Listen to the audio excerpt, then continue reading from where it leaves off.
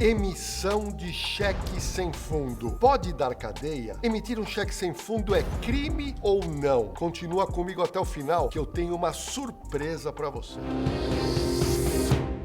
Mas antes de começar o vídeo de hoje, se inscreve no meu canal, dá um like, ativa o sininho de notificação e ao final deixa o seu comentário ou sugestão para que a minha equipe e a gente possa criar novos temas.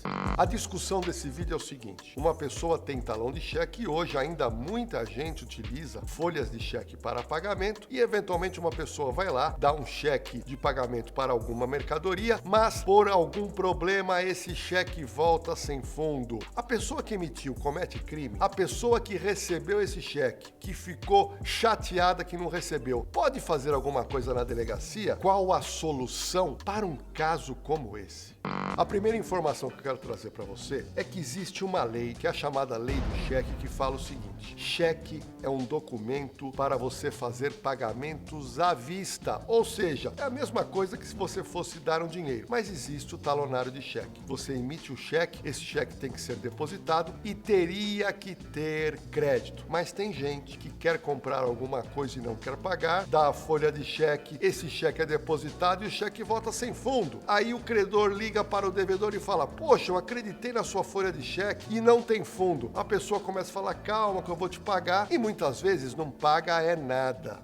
Muita gente acha que o cheque sem fundo pode ser protestado ou pode ser cobrado judicialmente, e é claro que pode, mas eu tenho uma novidade para você que pouquíssimas pessoas sabem. Passar cheque sem fundo configura crime capitulado no artigo 171 do Código Penal, com pena de 1 a 5 anos de reclusão. Eu acho que você deve estar surpreso, mas Lordelo, quer dizer que cheque sem fundo é caso de polícia? É caso de polícia, só que pouca gente acaba se recorrendo a um boletim de ocorrência, pois não tem essa informação que eu estou trazendo para você aqui do canal Não Caia na Roubada.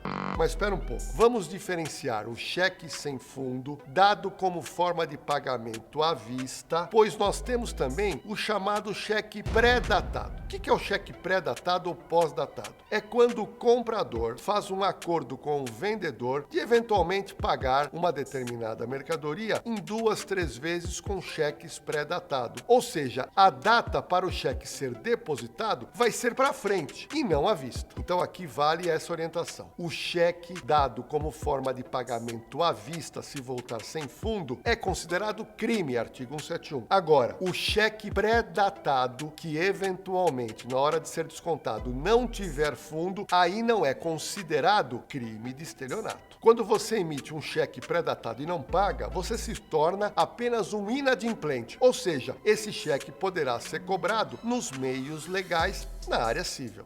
Puxa, então você ficou curioso, né? Você que está me assistindo e recebeu um cheque sem fundo e não está conseguindo mais falar com o devedor, eu tenho esta boa notícia. Qual que é a dica? Eu quero que você pegue, eventualmente, a folha de cheque com os 2 carimbos que retornou sem fundo. Juntamente, você deve fazer alguma prova da venda que foi realizada e você vai procurar a delegacia de polícia mais próxima do local do seu comércio e fazer o quê? Um boletim de ocorrência versando pelo artigo 171 do Código Penal. Este boletim de ocorrência vai gerar a instauração de um inquérito policial para apurar o crime de estelionato. Inicialmente a vítima é ouvida, ela vai contar ao delegado de polícia tudo o que aconteceu, apresentar o cheque e em seguida, sabe quem vai ser intimado? A pessoa que lhe emitiu o cheque e que não quer mais falar com você, mas ele vai ser obrigado a ir à delegacia falar com o delegado.